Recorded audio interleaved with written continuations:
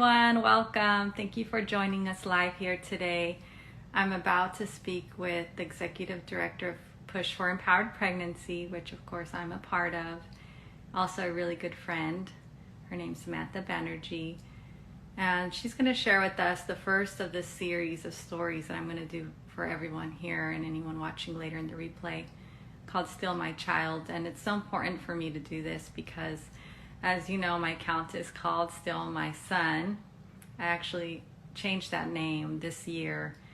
After losing a baby over 5 years ago, I realized after a while they stop asking about your child that's no longer here, but I always thought in my head, he's still my son. So I changed my account to that name, and I want to continue to honor all our babies with this series. So if anyone watching now wants to join us, please feel free to go in my link tree. I have a calendar there. You can select a date that's going to work for you. I just want to amplify all of our voices and our babies' voices who are no longer with us, just to share, because honestly, unless we share and tell our story and talk about our babies, people sometimes do forget, and a lot of times we just get booked in with the statistics. And sadly, of course, as we know, it's not a statistic if it hits us at home. We have to go on our whole life without our baby and our child growing with us. And we want stillbirth to end, and we want everyone to know this crisis is tearing apart families. And as sad as it is to watch something like this, I hope that it also gives you, a little bit more care for the issue if you're not a lost parent. And if you are a lost parent, I hope it inspires you too, because the person I'm going to speak to today really inspires me on a daily basis to keep going. I don't want to cry already. Oh God, Samantha, join this call right now if you're there. What she does is really give all of us the freedom to go after what we think is important in this issue. So we all take on different projects, and I'm here sharing my story as much as I can, waving at all you guys. But I really hope that if you want to be a change maker, you'll join us. Even if you haven't lost a child, honestly, this is an issue that is a crisis, and it's going to affect everybody. So whether it's you or not you, we hope that you'll join us. I know Alana, I was like, I'm not even talking about Alana yet. I'm just talking about Samantha. What is happening? I can't with this. I love you so much. I'm literally trying to get through the intro right now. And I also wanted to say a very big special thank you to Original Mama Bear. For anyone who watched the live earlier, I have to post it, but this bear was really special to us this year, and I got to give it to another family today, and she's really excited to receive it. But we want no one to have to get a bear, right? So that's the point of Push for Empowered Pregnancy. We're not here for bereavement support, but even though we're here for you personally. But we want to stop stillbirth. So I just want you to have the floor with this interview. I'm not going to take over, but I wanted to let everyone know how much I love you. I think you're an amazing person, and everything you do is inspiration for all of us.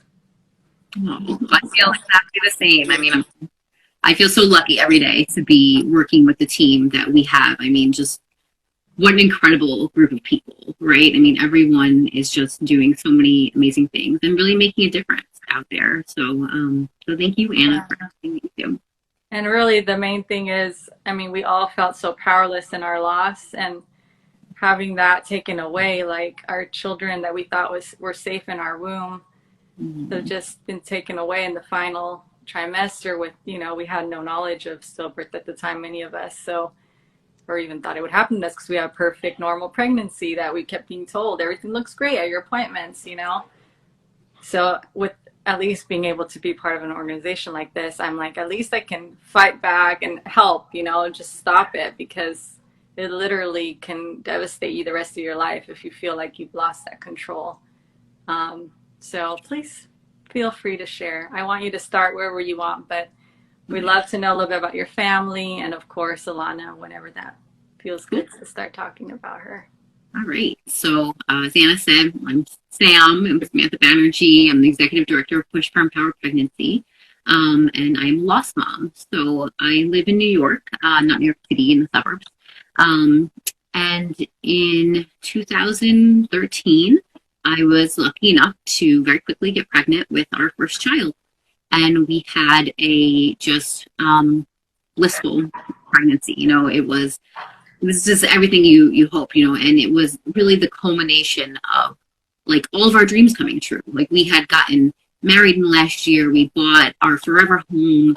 We, I just a couple years earlier, we moved back from we met when we were interns at Microsoft and lived in Seattle for a couple of years, but we're both here from the New York metro area. My husband's from New Jersey, so we moved back to be near our families and start a family. And I had changed career tracks. I just published a book. I spent actually I just published my second. I was in the middle of a trilogy, and I just published the second book in the trilogy. And I spent the entire summer that I was pregnant with her gushing about my baby, and like our lives was just picture perfect. And so imagine my surprise when 2 days before my due date, after a totally normal, healthy pregnancy, we walked into the hospital in labor, thinking we're finally bringing home our baby girl. And instead, they tell me she doesn't have a heartbeat. I will never forget the sound of my husband's voice just crying out no behind me while we were looking at the ultrasound. I mean, we were just so blindsided. We just had absolutely no idea that could happen this late in a healthy pregnancy. I'd heard the word stillbirth before, but only in like a Victorian context. Yeah.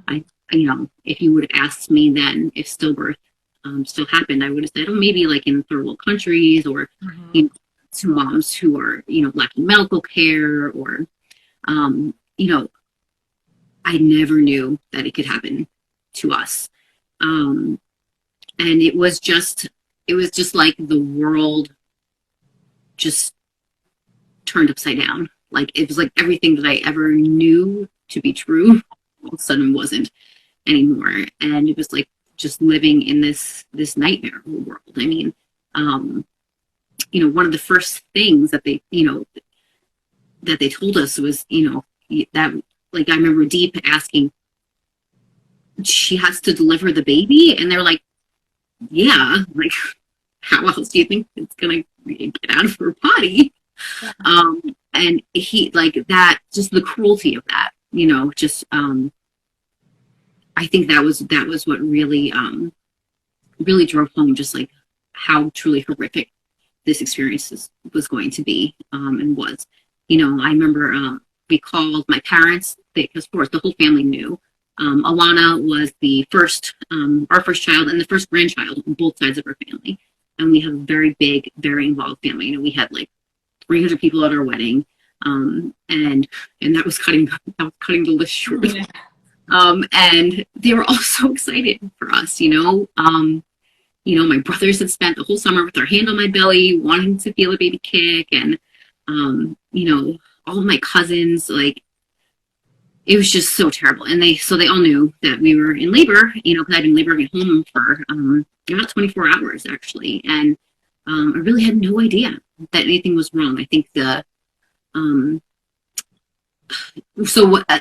backing up a little bit. So on the Tuesday of that week, it was my 39-week checkup. And we had gone in, I went in, I think it was by myself actually, and everything was great. So my doctor actually did NSTs, the fetal heart rate monitoring for everybody the last 4 weeks of the pregnancy, just out of an abundance of caution. That's not like standard practice in a low risk pregnancy. But I had an NST with her, and she passed it with flying colors. I remember the doctor coming in and saying, looks textbook. She got a little athlete in there. And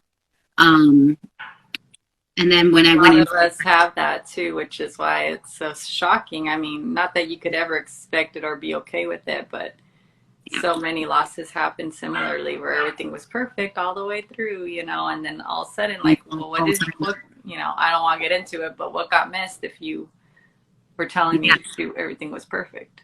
Yeah, exactly. So then I went in for my checkup, and they measured my fundal length, which again, they'd been doing every week. And this was the first time that it didn't measure what it was supposed to. I measured a little bit small, and she was like, oh, that's weird. maybe it's a tape measure. But and then again, just to be extra careful, cautious, she was just like, let's just do an ultrasound really quick. So we went over and did an ultrasound. And she's like, yep, everything looks good. I went home, had a regular evening. I laid down to bed that night, and like she always did, she kicked around a whole bunch when I was laying down. And but the thing was that this time I noticed that it felt different. It felt like waves rolling through my belly, just something I never felt before. But the thing was that I knew I'd been having contractions because of the NSTs, but I hadn't felt anything yet. So my first thought was, oh, this must be a Braxton Hicks contraction. Right. Because it just feels different. It's not painful. I don't know. And so I laid there for an hour, smiling, thinking, my baby girl's getting ready to come. I'm going to let these contractions go, and hopefully, that's going to get my body into gear, and maybe she'll be here, in time for her due date. Her due date was in I think it was on the Friday, so 3 or 4 days from then. And then after about an hour, the movement stopped, and I thought, oh, she must have gone to sleep. Good. I got up, went to the bathroom. I actually had a little teeny tiny bit of blood, which I hadn't had the whole pregnancy, and that gave me pause for a second. But then I was like, oh, you know what? They stripped my membranes earlier today, and they'd said I might bleed a little bit. So, and I didn't think twice about it. I went to sleep. The next day, I have spent the last almost 8 years now trying to remember if I felt a move at all. I don't, in retrospect, think that I did, because I'm pretty positive that what I felt when I laid down was my daughter in distress and her fighting for her life and dying. And I just, no one ever told me to pay attention to her movements. The most education I got about fetal movement was when I would go in for the checkup, the nurse would say, oh, is baby moving? I said, yep. And I would say, oh, but a little bit less these last couple of weeks of the pregnancy. And she said, oh, that's normal. She's running out of room, getting ready for birth. No. And we now know that that's not true. So I didn't think twice about it. And certainly no one ever instructed me to do a kid count. And I always feel the need to point out that I wasn't like a happy-go-lucky pregnant lady. I read every book, blog, and website about pregnancy I could get my hands on. I took a 10-week birthing course. I thought that I knew everything there was to know. There's no chapter on stillbirth. There might be a carefully worded little mini paragraph. Yeah. Exactly. Something that women can handle. That's not too scary. But that's why I feel so sad when I hear your story too, because I'm thinking, if only you knew that the way you were, you would have been on top of the kid count. I would have been on top. I would have been so on top of it. But yeah, so that day, I just remember I was doing stuff around the house. I was spray painted our grill, just trying to think of last minute things that I knew I wasn't going to be able to be getting to anytime in the next year with a newborn. And so and then that evening I was getting dinner ready, and I felt a contraction, and I was like, oh, this is a real contraction. So I ended up, so the contractions started that evening, but they were really erratic, not very strong. Again, I'd done a lot of reading and studying and stuff, so I knew that I had an idea of what it was supposed to feel like, and it definitely wasn't there. So I ended up, I remember sitting in my kitchen at 4 in the morning or something, when it's just beginning to be twilight, and just being so excited for this to finally be over and to finally get to meet my baby girl. And over the course of that day, the contractions slowly got stronger, but they still weren't super regular. So finally around 5 p.m. that evening, it'd been about 24 hours that I was laboring at that point. That was when we called the doctor to say, hey, I know the office is closing soon. I just wanted to give you a heads up that we're probably going to be coming in, either this evening or, in the early morning, because I've been having contractions for the last 24 hours. And